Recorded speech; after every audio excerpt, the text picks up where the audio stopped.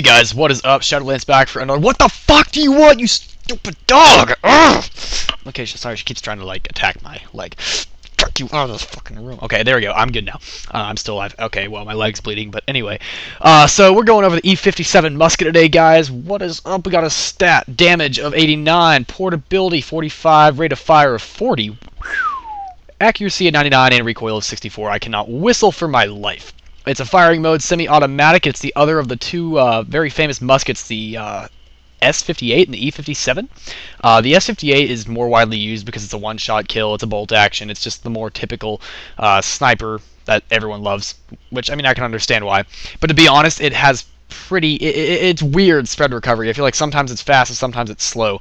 The E57 Musket, on the other hand, has very fast spread recovery, even for a semi, and as you can see, it is great for quick scoping. The first shot, and even the second, third, as long as you remember to unscope and rescope for every shot, are actually quite accurate.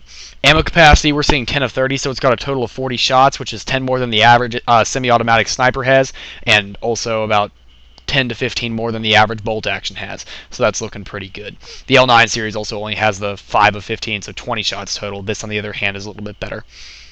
You forge it from the M24A3 or the M39 EMR Desert variant, I do believe, with 10 replicas, I believe is what they're called.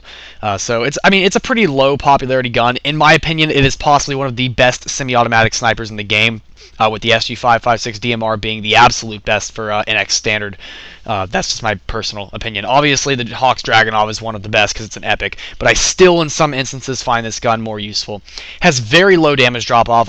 It's a two-shot kill at almost any range on any person wearing any vest. It's almost always a two-shot kill. I mean, I've hit tankers 2 shots in the arms at a very long range and still gotten the kill. So I don't think I've ever even fired this gun at a Hauser, so I wouldn't know how it works on that commando vest of his. Anyway, portability of 45, it's a relatively portable sniper rifle. It's definitely one of the less heavy guns in the game for SRs. The rate of fire of 40 is incredibly fast, even for a semi-automatic sniper rifle. That is a very, very fast gun. I don't really have any other way to put that. Accuracy of 99, that makes it one of the most accurate semi-automatic snipers. There are some that are a little more accurate. I mean, in general, when you have something like that on a semi, a super high accuracy on a semi, it doesn't make quite as much of a difference because all semis are pretty much perfectly accurate when you fire them for the first shot. Even the M110 SAS and the Dragunov and all those guns that have like not anywhere near perfect accuracy, they're still able to get that kill pretty consistently. But even as you can see at medium range right there, I fired those 2 shots pretty fast, get that 8th kill, and it's still pretty close, so that's just, you know. Accuracy 99, recoil 64. This does matter because it is a semi-automatic sniper. And just in general, the recoil is not too heavy. It just goes straight up and straight down. It's super easy to manage, in my opinion. It's actually a pretty good no-scoping gun just in general. No-scoping snipers, some of them aren't as good as others, and in my opinion, this is one of the better no-scoping semi-automatic snipers. One of the problems with no-scoping with semi-automatic snipers is because snipers have very high recoil, and that recoil tends to make the spread jump up very, very fast. And while that's still true in comparison to other guns like assault rifles and stuff, excluding the AK-47, this does have relatively fast spread recovery, and it does have that pretty small overall spread, so the no-scoping capability is still pretty good. I do want to go ahead and whip up some other stats like the M39 EMR Desert. I can't say that name for my life. Let me go ahead and whip that up. The EMR Desert has a damage of 87, a portability of 51, so very portable. Rate of fire of 30, still pretty fast. Accuracy of 98, very accurate. Recoil of 45, so practically no recoil, which is one of the reasons people tend to like the M39 EMR Desert so much. So when you upgrade from the M39 to the E57 Musket, you're seeing a ridiculous increase in recoil. It's something like 20 points-ish, 19 points, something like that. The accuracy of 98 is upgraded to a 99. The rate of fire goes from 30 to 40, which is a massive increase, and a portability of 51 drops to 45, but it's still pretty portable for a semi-automatic sniper.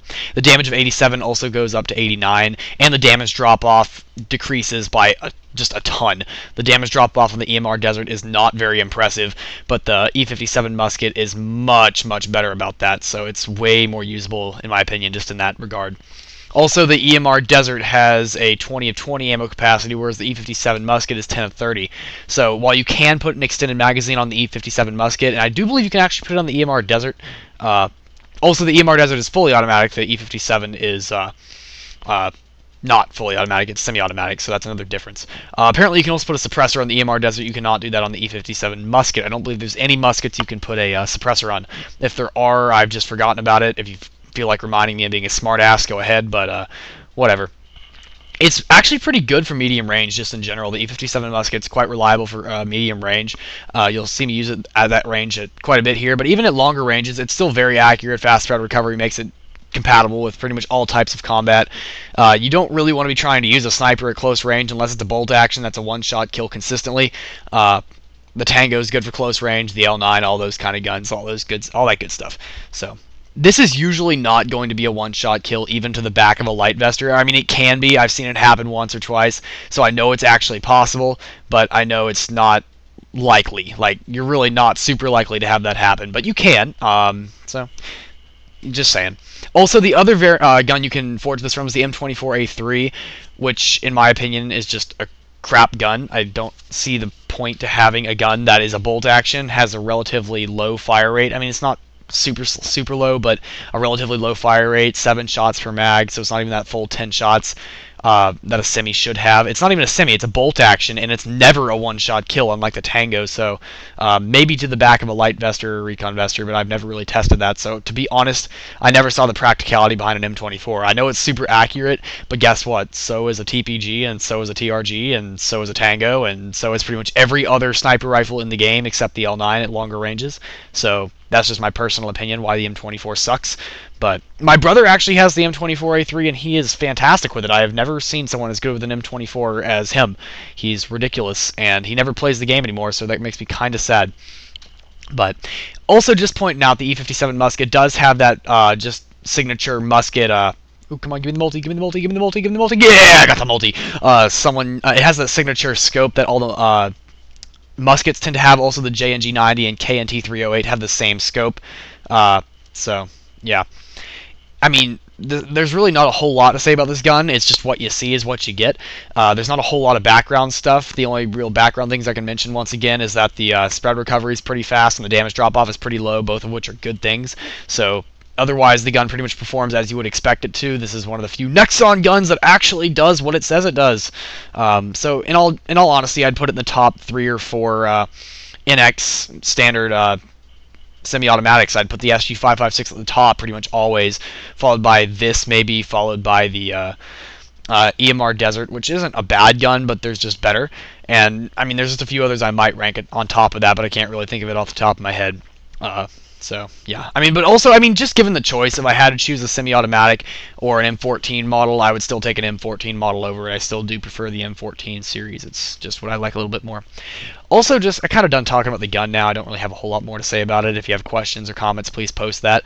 But, yeah, this gameplay is actually quite old. If you guys remember when they gave us the E57 muskets for like a day at a time during that Valentine's Day thing, I actually did this recording on the first day that they did those, and I just never got around to uploading it. But I mean, the gameplay is still up to date. Nothing's happened to the gun. There's some guns that Nexon just doesn't really care about updating anymore, whether it's a downgrade or an upgrade. They just don't bother balancing them because they're so underused. The E57 is one of them. The S58 muskets had a couple of changes. The E57's obviously had changes since it was first released, but it mostly happened in the first month that it came out. So the only guns I can say they got massive downgrades and upgrades repeatedly were the Magpul, the TPG1 Master, and a couple of really overused guns like that. You don't usually see a whole lot of changes to guns that are underused, or any kind of equipment that's underused, to be honest. So I don't really think there's been any other changes besides the specs, but then again, they just actually released whole new specs. They didn't even get rid of the old ones. I mean, I still got my classic Viper. I only bought it because I didn't like spending a lot of GP on it, but I mean, I almost never do Cabin Fever or anything anymore. I love Cabin Fever, but the thing is, all the professionals that used to be like super good at Cabin Fever have all gone to HQ or something else, or Labs or whatever, and it's just, I don't know. I feel like Cabin Fever sort of died, and I feel really sad about that. I love Cabin Fever. It's so much fun. One of the best zombie games I've ever played. That and Left 4 Dead. Those are so much fun. I like it better than zombies on Black Ops also. So, that's just my personal opinion. had a tennis match today and just absolutely ripped shit, so it was awesome. I feel great.